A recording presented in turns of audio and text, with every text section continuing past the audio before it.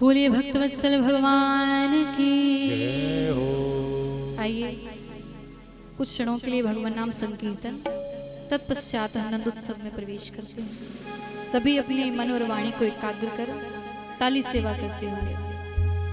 श्यामा हृदय कमल सो प्रगटो, श्यामा हृदय कमल सो प्रगटो, श्याम हृदय को भाई वृंदावन प्यारो वृंदावन, वृंदावन प्यारो वृंदावन, ओ वृंदावन प्यारो वृंदावन, वृंदावन प्यारो वृंदावन, वृंदावन प्यारो वृंदावन। श्यामा हृदय कमल सो प्रगटो, श्यामा हृदय कमल सो प्रगट्यो, श्यामा हृदय कमल सो प्रगटो, श्यामा हृदय कमल सो प्रगट्यो, श्याम हृदय को भाई वृंदावन प्यारो वृंदावन, वृंदावन प्यारो वृंदावन, वृंदावन प्यारो वृंदावन, वृंदावन प्यारो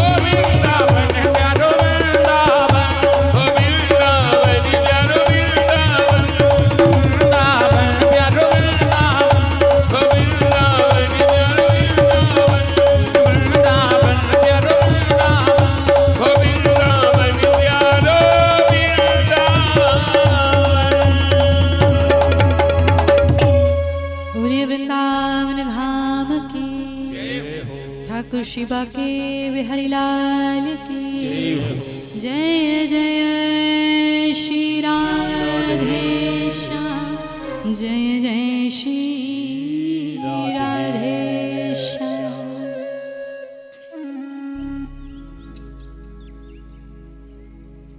आइए सभी नंद उत्सव में प्रवेश करते हैं।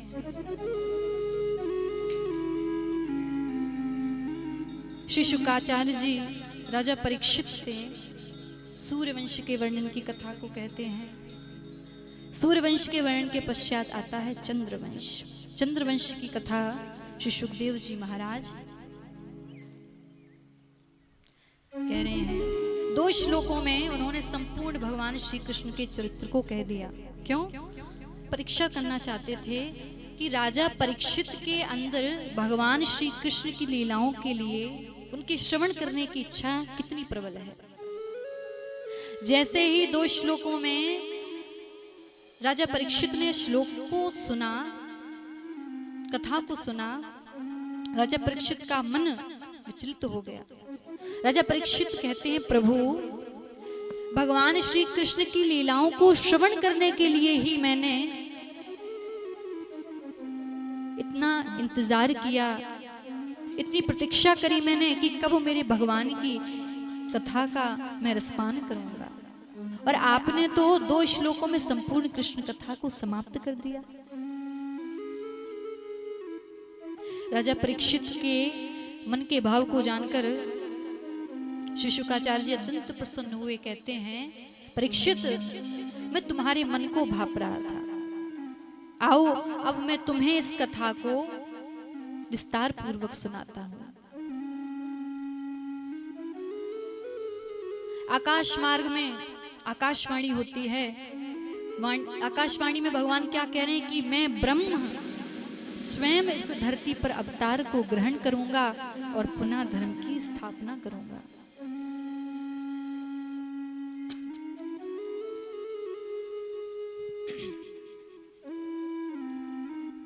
कथा आती है कि कंस, जो कि अत्यंत दुष्ट राजाओं में उसकी गिनती है, अपनी बहन देवकी को स्वयं रथ पर सवार होकर उसको ससुराल छोड़ने जा रहा है।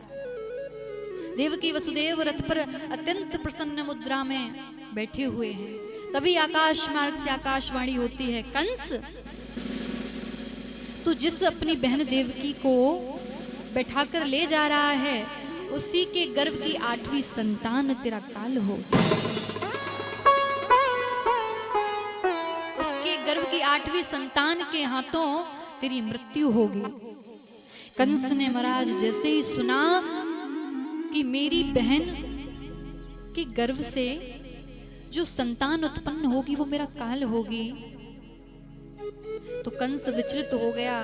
रथ से उतरकर देवकी के केशों को पकड़कर घसीटता हुआ ले गया। देवकी आज मैं तेरा वध कर दूंगा, अगर तू ही नहीं होगी तो मुझे मारने वाला पैदा ही नहीं होगा। हाथों में तलवार लेकर कंस जैसे ही अपनी बहन देवकी को मारने लगा, वैसे ही वसुदेव जी कंस के चरणों में गिरकर प्रार्थना करते हैं, कंस तुम्हारी बहन है, छोड़ दो इसको, तुम्हारी बहन से तुम्हें कोई खतरा नहीं है, इसकी 8वीं संतान से है, इसलिए इसके गर्भ से जो भी संतान उत्पन्न होगी उसको मैं तुम्हें सौंप दूंगा, तुम इसको छोड़ दो। कंस ने विचार किया ये बात भी ठीक है, क्योंकि देवकी से मुझे कोई खतरा नहीं है, खतरा है तो उसकी 8वीं संतान से।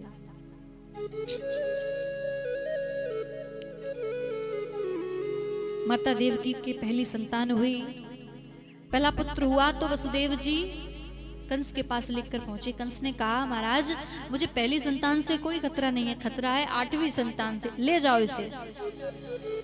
नारद जी ने विचार किया कि अगर पहली संतान समाप्त नहीं होगी तो भगवान लीला कैसे करेंगे। तुरंत हाथ में कमल का पुष्प लेकर पहुंचते हैं कंस। ये कमल है, इसमें 8 पंखुड़ी हैं। अब बताओ इस 8 पंखुड़ी में पहली पंखुड़ी कौन सी है और अंतिम कौन सी है।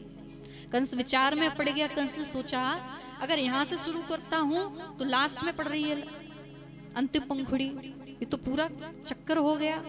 समझ गया। कंस ने कहा महाराज आपने मेरी आंखें खोल दी, देवता वैसे भी छलिया हैं, कब 8वीं को 1 कर दें और कब 1 को 8वां कर दें, कोई भरोसा नहीं। तत्क्षण कंस ने वसुदेव के पुत्र को लिया और जाकर दीवार में पटक कर उसके प्राण को भर लिया। इसी प्रकार पहला, दूसरा, तीसरा, चौथा, 5वां, 6वां, इस प्रकार से 6 बालकों को कंस ने समाप्त कर दिया। 7वां बालक कुछ महीनों के बाद माता रोहिणी के गर्भ में स्थानांतरित हो गए, जो कि बलदेव भगवान के रूप से विख्यात है, बलदाऊ भैया। जब 8वें संतान का समय आया तो कंस चौकन्ना हो गया, कान खोल लिए, आंख खोल लिए, 24 घंटे पहरेदार बढ़ा दिए कि कब मेरे काल का जन्म हो।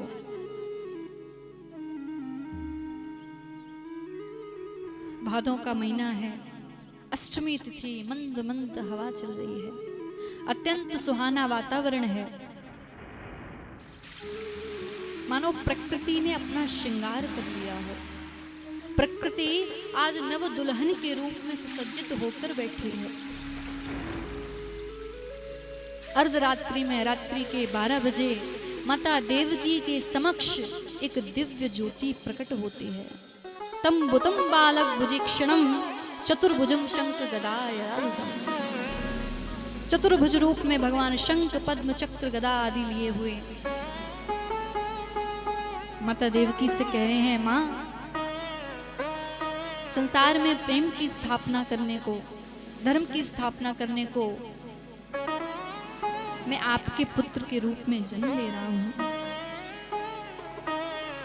मैं यह समझ गई कि भगवान स्वयं पर ब्रह्म परमात्मा आज पुत्र के रूप में मुझे प्राप्त हो रहे हैं। श्री वत्सलक्षम गलसोभि कौस्तुभम। क्या देख रही, स्वरूप कैसा है, कौस्तुभ मणि के समान भगवान का शरीर चमक रहा है। श्रीवत्सलक्षम, श्रीवत्स उनके वक्षस्थल पर सुशोभित हो रहे हैं।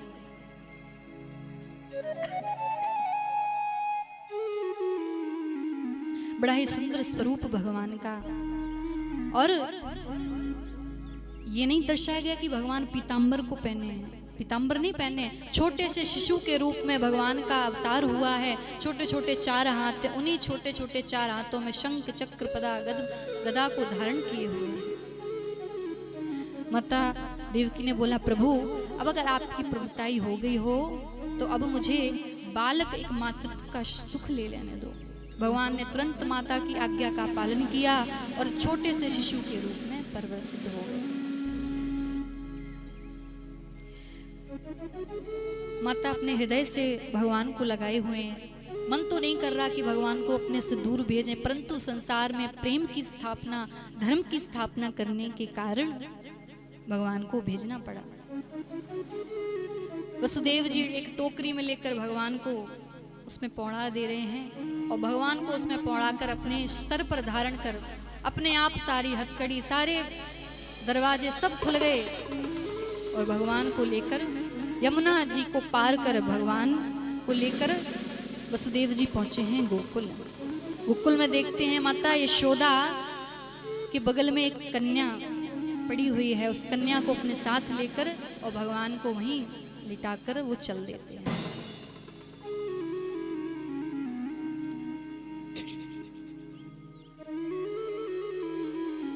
अब जैसे ही सुबह के टाइम भगवान का स्वरूप कैसा है, नीलमणि के समान चमकीला। जैसे ही सुनंदा ने देखा कि एक नीलमणि सा बालक माता यशोदा के बगल में पौड़ा हुआ है, खुश हो गई।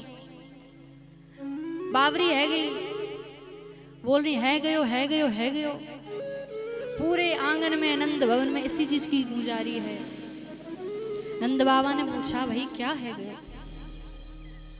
नंदा सुनंदा कहती हैं, भाई ऐसे ना बताऊंगी, पहले मुझे 9 लखा हार चाहिए। बोले 9 लखा नहीं, 10 लखा ले लो, पर बताओ का भयो है? बोले बाबा तेरे घर में एक सुंदर नेत्रों वाला नीलमणि बालक है गयो। अब तो भाई नंद बाबा ने जैसे ही सुना कि मेरे घर बालक का जन्म हुआ है। 80 साल के बाबा में 16 साल के बालक जैसी फुर्ती आ गई महाराज। छलांग लगा दी यमुना में, डुबकी लगाए, बढ़िया पटका पहनकर, बगलबंदी पासा पहनकर आ गए हैं। बड़े आनंदित हैं। पूरे नंद भवन में आनंद का माहौल है। सब भगवान के स्वरूप को देख देख कर मोहित हो रहे हैं। आइए हम सभी भी नंद उत्सव का आनंद लेते हैं।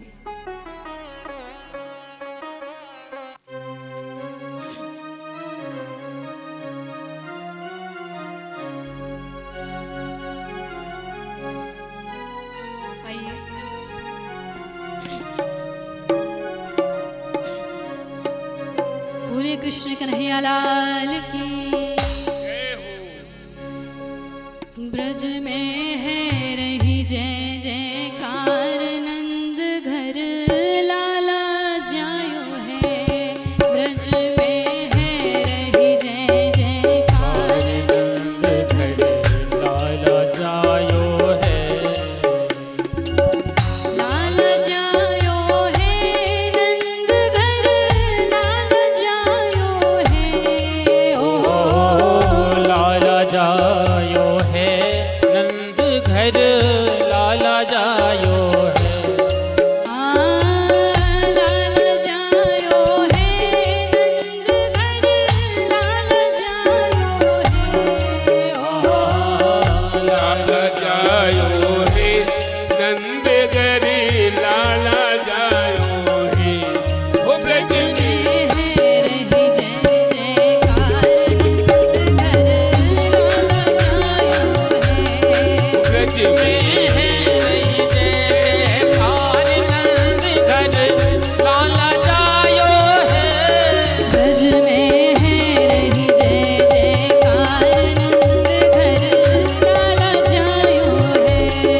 ब्रज में है जय जयकार, नंद घर लाला जायो है। बोले नंद के आनंद की जय हो।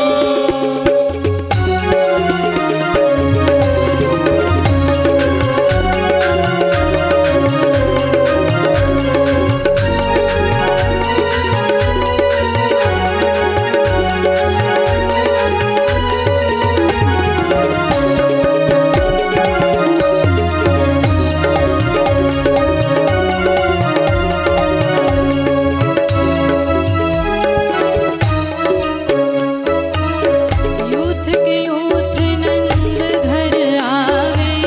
यूथ के यूथ नंद घर आवे। यूथ के यूथ नंद घर आवे। यूथ के यूथ नंद घर आवे। ग्वाल बाल सब मिल जुल जावे। बाल बाल तब हिल मिल गावे। ग्वाल बाल सब हिल मिल जावे। ओ बाल बाल तब हिल मिल गावे। ब्रह्मानंद समान आज सुख सबने पायो है। ओ ब्रह्मानंद समान आज सुख सबने पायो है।